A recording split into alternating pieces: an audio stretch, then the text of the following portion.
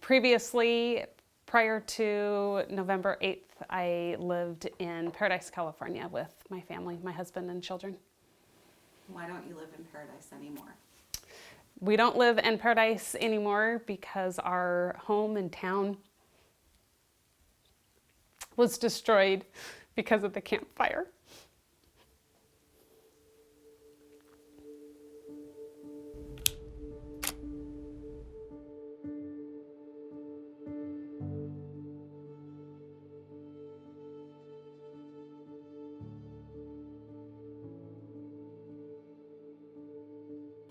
We have been evacuated from our home in Paradise several times. It's kind of a routine thing, probably every other year. So when I learned that we should evacuate, I was on the phone with somebody. And I initially thought that it was raining.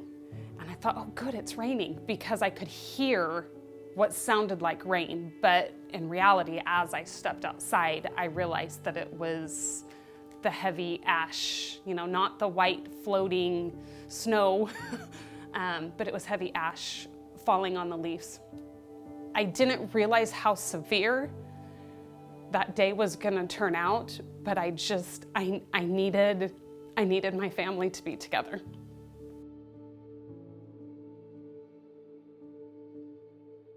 So Audrey and I and my dog were getting ready to leave, and I opened the front door, and it was darker than it was earlier, which was kind of caught me off guard. And so I started driving, and I was just a block from the house, and all of a sudden it was just deadlocked traffic, and I'm just sitting there.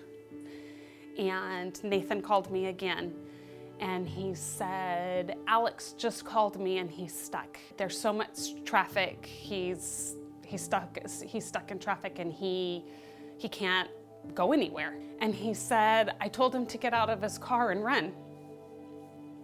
And I said, run where?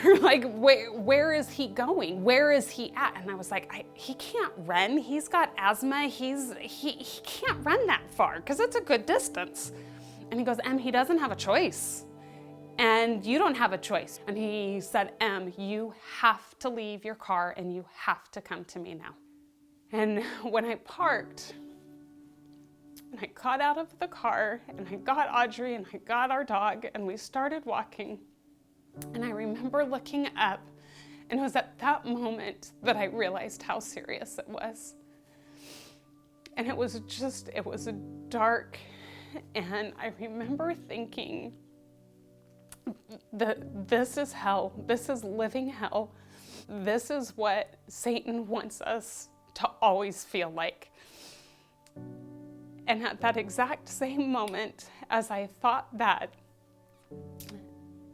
I felt this perfect little bubble of Heavenly Father around me. And I could look in the distance and I could see dark, but yet I felt safe because I knew Heavenly Father was there and He was protecting me. So once we were all together, there was a sigh of relief. Okay, I have everybody together. We're not safe, but at least we're all together. And we made it out with ourselves, which, is obviously the most important thing, but at the same time, it's still hard to lose your things. I think it's really easy to be mad at God and be mad that everything is gone. It's not just yours, it's your friends, it's your neighbors, it's your church family, it's your schools, it's your entire town.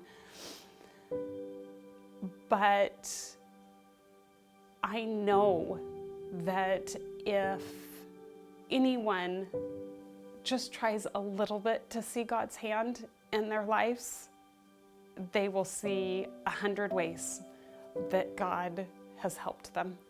It's not going to be a short process. We all have a lot of grieving to do. And I think everybody's going to grieve differently. It's going to take different ways. It's going to take different amounts of time. But God, He's there, and He will be able to help everybody through it.